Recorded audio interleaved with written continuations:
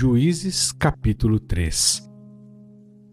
Estas, pois, são as nações que o Senhor deixou ficar, para por elas provar a Israel, a saber, a todos os que não sabiam de todas as guerras de Canaã, tão somente para que as gerações dos filhos de Israel dela soubessem, para lhes ensinar a guerra, pelo menos os que dantes não sabiam delas.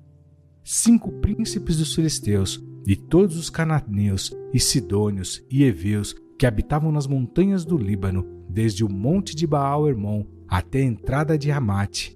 Estes, pois, ficaram, para por eles provar a Israel, para saber se dariam ouvido aos mandamentos do Senhor, que ele tinha ordenado a seus pais pelo ministério de Moisés.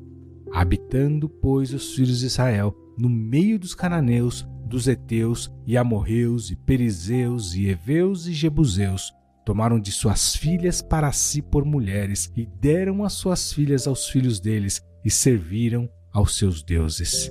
E os filhos de Israel fizeram o que era mal aos olhos do Senhor e se esqueceram do Senhor seu Deus e serviram aos Baalins e a Astarote. Então a ira do Senhor se acendeu contra Israel e ele os vendeu na mão de Cusã-Risataim, rei da Mesopotâmia, e os filhos de Israel serviram a Cusã-Risataim 8 anos. E os filhos de Israel clamaram ao Senhor, e o Senhor levantou aos filhos de Israel um libertador, que os libertou. Otiniel, filho de Kenaz, irmão de Caleb, mais novo do que ele. E veio sobre ele o Espírito do Senhor, e julgou a Israel, e saiu a peleja. E o Senhor entregou na mão a Cusã-Risataim, rei da Síria. A sua mão prevaleceu contra Cusã-Risataim. Então a terra sossegou 40 anos, e Otiniel, filho de Kenaz, faleceu. Porém os filhos de Israel tornaram a fazer o que era mal aos olhos do Senhor. Então o Senhor fortaleceu a Eglon, rei dos Moabitas, contra Israel, porquanto fizeram o que era mal aos olhos do Senhor. E reuniu consigo os filhos de Amon e os amalequitas, e foi e feriu a Israel, e tomaram a cidade das palmeiras.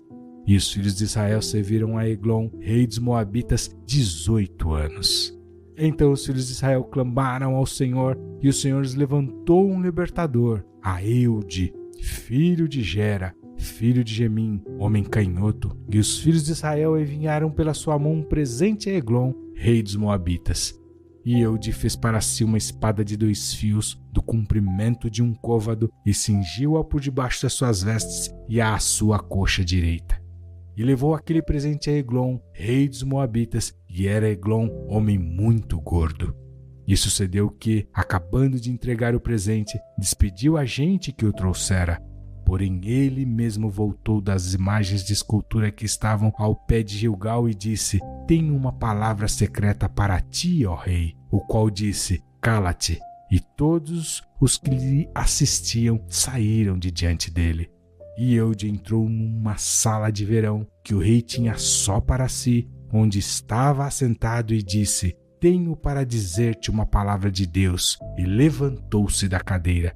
Então Eude estendeu a sua mão esquerda e tirou a espada de sobre a sua coxa direita e lhe a cravou no ventre, de tal maneira que entrou até o cabo após a lâmina, e a gordura encerrou a lâmina, porque não tirou a espada do ventre, e saiu-lhe o excremento. Então Eude saiu ao pátio e fechou as portas da sala e as trancou.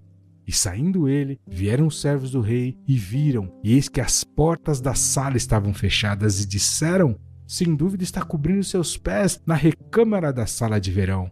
E esperando até se alarmarem, eis que ele não abria as portas da sala. Então tomaram a chave e a abriram, e eis ali seu senhor estendido morto em terra. E Eude escapou, enquanto eles se demoravam, porque ele passou pelas imagens de escultura e escapou para Seirá. E sucedeu que, chegando ele, tocou a trombeta nas montanhas de Efraim, e os filhos de Israel desceram com ele das montanhas, e ele diante deles.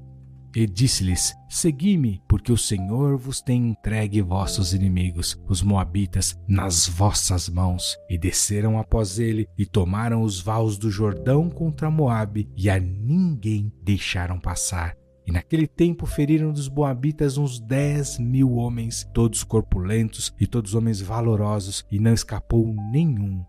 Assim foi subjugado Moabe naquele dia debaixo da mão de Israel, e a terra sossegou 80 anos. Depois dele foi Sangar, filho de Anate, que feriu a 600 homens dos filisteus com uma aguilhada de bois, e também ele libertou a Israel.